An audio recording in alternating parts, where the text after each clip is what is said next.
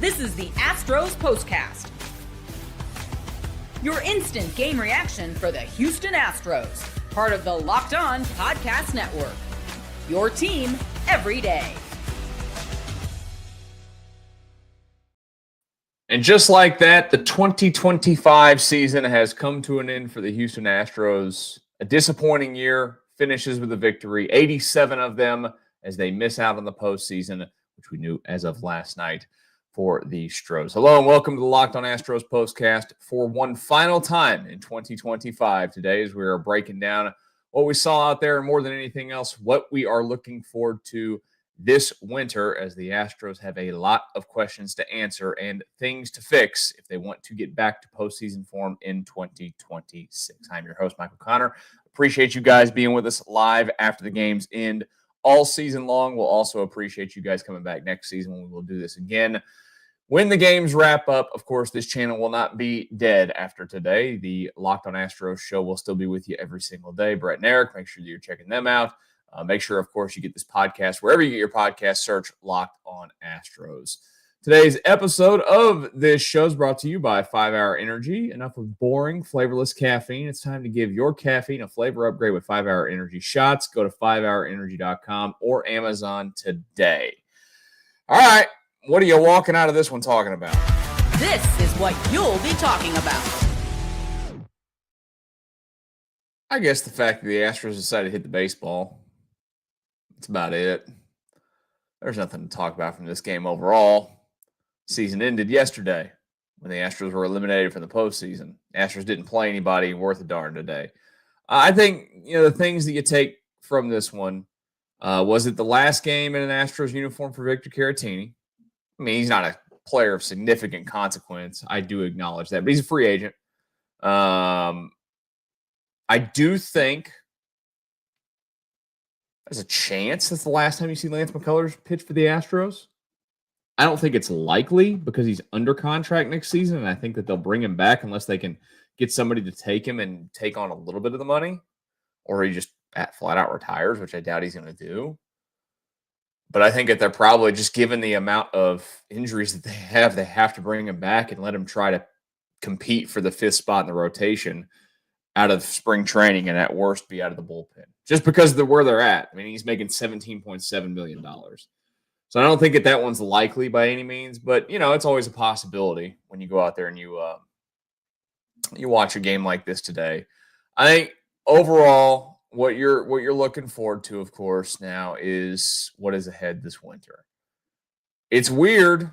This is as weird as it's ever been. September 28th, we are sitting here and the Astros season is done. They are not going to play a game in the month of October. We talked a lot about, a lot of things after this season, but that could be happening last night. And I kind of want to get a little bit deeper into it in terms of evaluation of this roster moving forward. I'm going to start with the biggest thing that I know everybody always wants to talk about. And I say this not to be rude to anyone. You have an opinion like I have an opinion. It's an opinion. We're all entitled to them. It's what's a beautiful thing about this country. We can all have an opinion. I like to preface my opinion of having, now I will readily admit I'm not around it anymore. I have a different life now. After I exited the radio world, it has been that part of my life ended and I moved on. I was around that franchise for a very, very long time. I think it will surprise me if there is this mass amount of change that all of you want. I don't think that there was really anything that was done coaching-wise this season that made you go, oh my God, we have to get a whole new staff. I know that's not what you want to hear, because the simplest thing to do when it comes to evaluating a team is to immediately go blame coaching. Now, I will always gladly blame coaching immediately when it comes to football. Football has a huge impact. I'm not saying that baseball does not have a big impact. It has an impact, but it doesn't have the impact that we, the sports fans, love to put on it. They just don't. It's a sport where it's up to a guy that fails, anywhere between 70 and 60% of the time that he goes to the plate or whatever, something in that range, with 60 and 70% of the time he goes to the 70 and 80% of the time he goes to the plate. Excuse me, math is not my thing sometimes. Coming up in the right spots and doing something, or pitching, like a coach can only say so many things to make a pitcher, pitch well. Now it's up to those managers and coaches and whatever to make decisions when decisions have to be made. But I don't think that there was the Astros got outmanaged all season or outcoached all season long. I don't necessarily think that that's the issue. Do I love the results that they've gotten in the 2 years of this iteration of Astros baseball with a new man in charge? It's literally the same coaching staff, almost completely to a T, that won a World Series in 2022 and had been here for years before that. I think it's highly unlikely that there's mass changes there.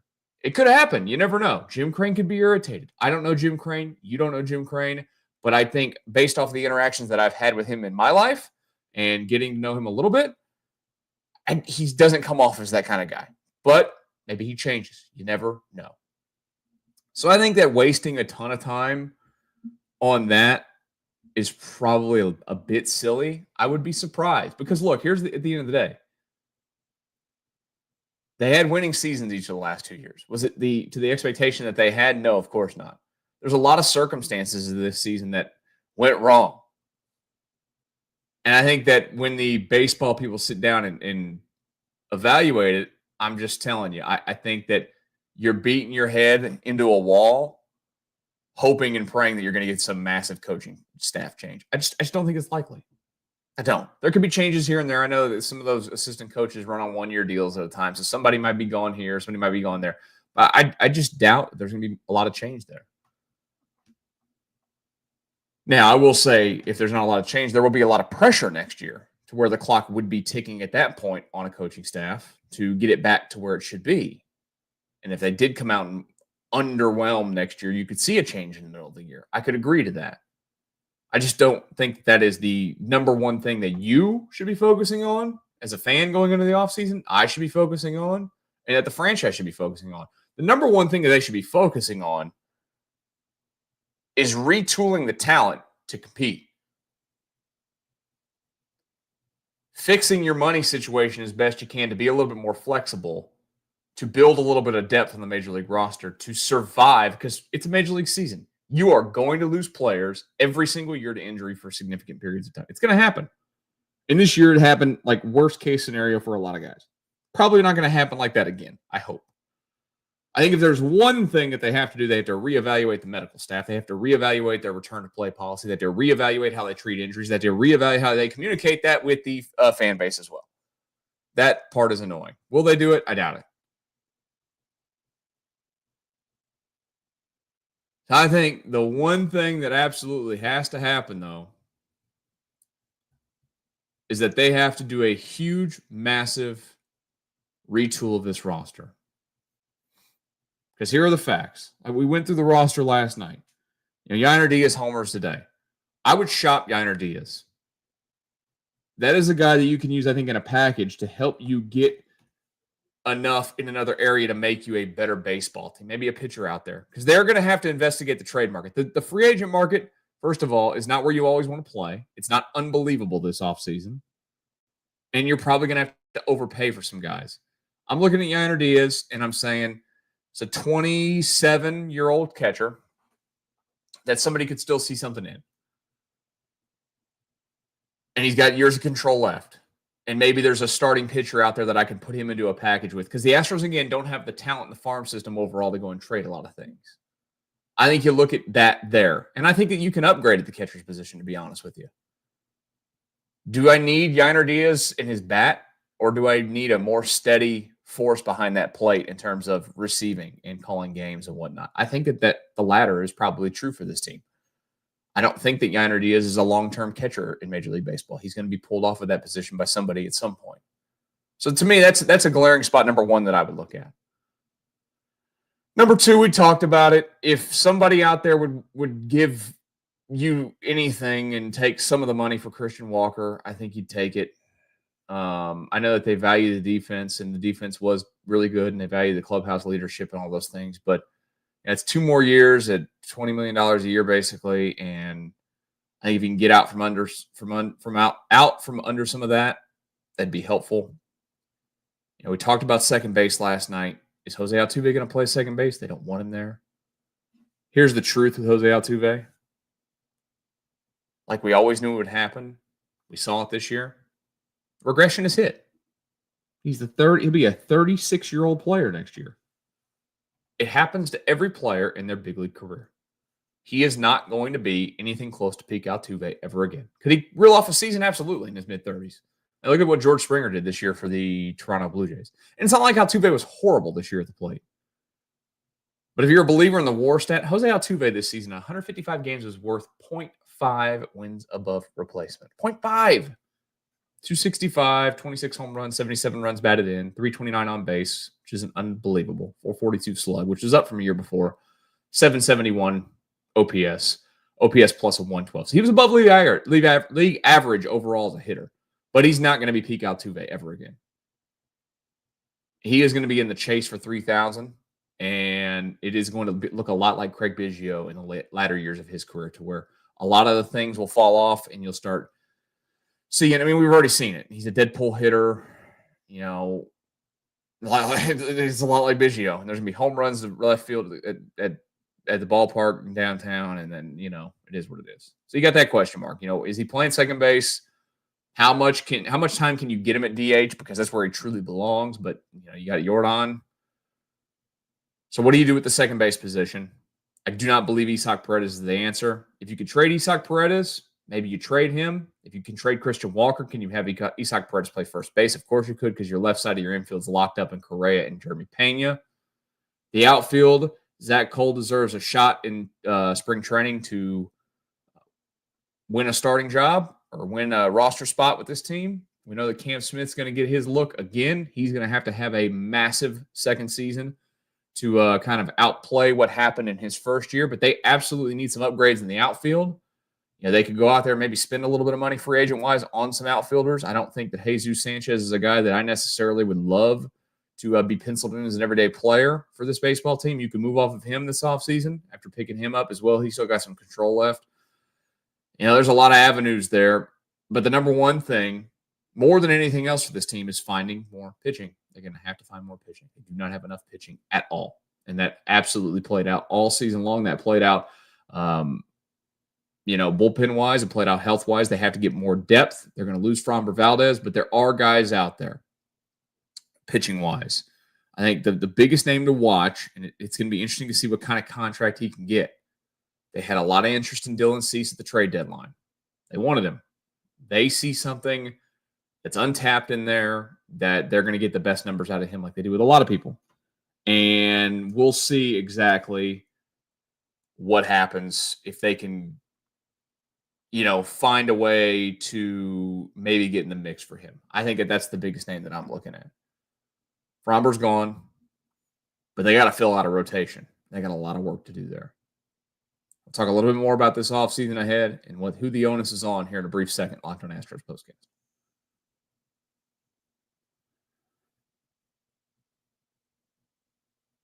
Before we get there, though, I got a few things to tell you about. First off, 5-Hour Energy. Yeah, caffeine. Well, just got a major flavor upgrade. 5-Hour Energy shots deliver tasty caffeine in 17 bold flavors. Each 2-ounce shot packs the caffeine of a premium 12-ounce cup of coffee, plus B vitamins and nutrients with zero sugar and zero crashes. What I love the most is how portable they are. Big taste, tiny shot. You can take it anywhere. It gets that boost when you need it. Enough with boring, flavorless caffeine. It's time to give your caffeine a flavor upgrade with 5-Hour Energy shots. Get the favorites you love, or be bold and try something, new in store and online at 5hourenergy.com or on Amazon today. Up next, before we get back to our Astros discussion, I've got to tell you guys about Zippix toothpicks. This episode is brought to you by Zippix toothpicks. Whether you're looking for nicotine satisfaction or an energy boost, Zippix has you covered with their nicotine and caffeine-infused toothpicks. For nicotine users, Zippix provides a discreet way to satisfy cravings and the hand-to-mouth habit without vaping or smoking. Zippix can be a helpful tool as you work to reduce your dependence on vaping. Available in 6 great flavors with 2 milligram and 3 milligram nicotine options. And if you need energy without the crash, their caffeine toothpicks are a game changer. Go to zippixtoothpicks.com, use code LOCKEDONMLB, or go to zippixtoothpicks.com and use code LOCKEDON for 10% off your first order. You must be 21 or older to order. Warning, nicotine is an addictive chemical. That's zippixtoothpicks.com, promo code LOCKEDON. Zip more, smoke less with Zippix toothpicks. And final message before we get back to our Astros discussion, let's tell you about Nutrafol. You've probably seen a million ads for hair growth products and thought, yeah, sure, like that actually works. Well, there's so many products out there, and it's hard to know which ones are actually going to do anything. That's why you should give Nutrafol a closer look. Nutrafol is the #1 dermatologist-recommended hair growth supplement brand trusted by 1.5 million people. And now Nutrafol is the official hair growth partner of Major League Baseball.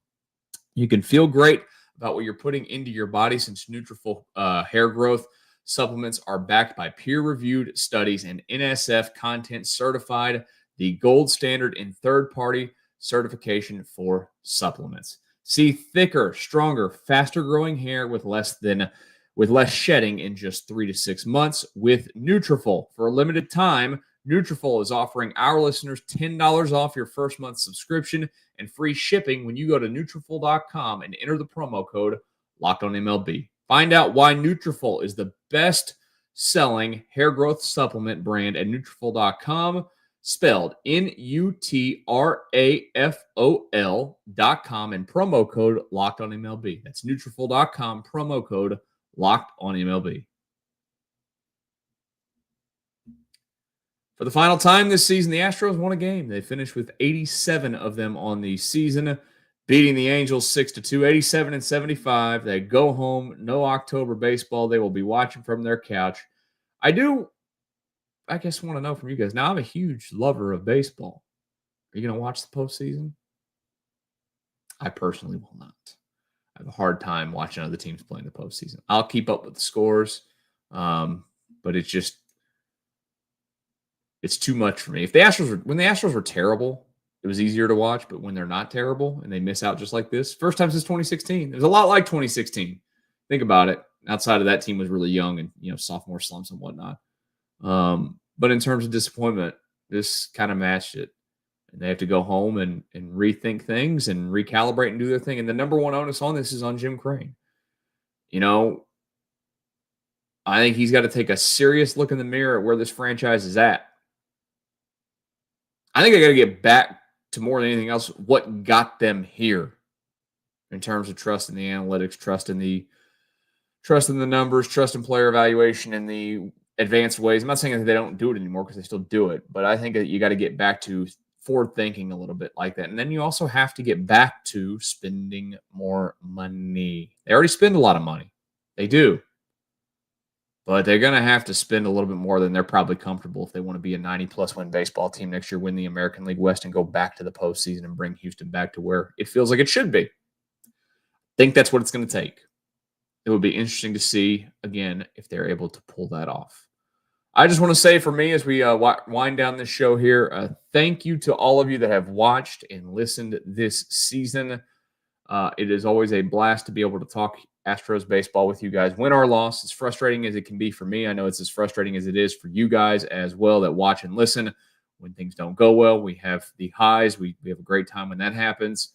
They gave us a period of time this year where it looked like it was a foregone conclusion again, where they're going to be back winning the American League West, doing their thing. And then it just kind of fell apart, and it was rough. It's been a rough couple of months watching this baseball team, but I still had a blast. I still feel privileged that somebody out there wants me to do it, even though my life moved on to a different world from the radio world to other things now. I don't take it for granted. I appreciate Locked On for giving me the opportunity to do it. And, of course, when baseball season comes back around next year, Astro season is here, I will be back doing these shows once again. So you won't see me on this channel for a while.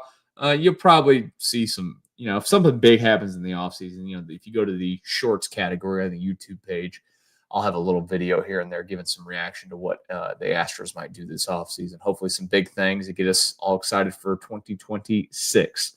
Of course, you want to continue to follow what I'm doing in terms of talking sports and with the Houston teams.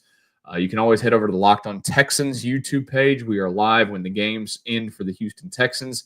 Myself, Wade Smith, Stan Norfleet, John Hickman. And then we are live in the middle of the week as well for squad shows between games. That channel, I should say, that is going to be year-round, 2 shows per week on that channel. And then once Rockets season gets going here, you can head over to the Locked On Rockets YouTube page. I'll be there for you for the post-game shows for the Rockets in what is a highly anticipated 2025-2026 season with Kevin Durant entering the fold, even if they have lost Fred VanVleet already due to an ACL injury. Still should be a fun year for the Rockets. I hope you guys have a great rest of this Sunday. I hope overall you have an enjoyable winter. Shake it off. Take some downtime. Get yourself ready for a 2026 that will be better.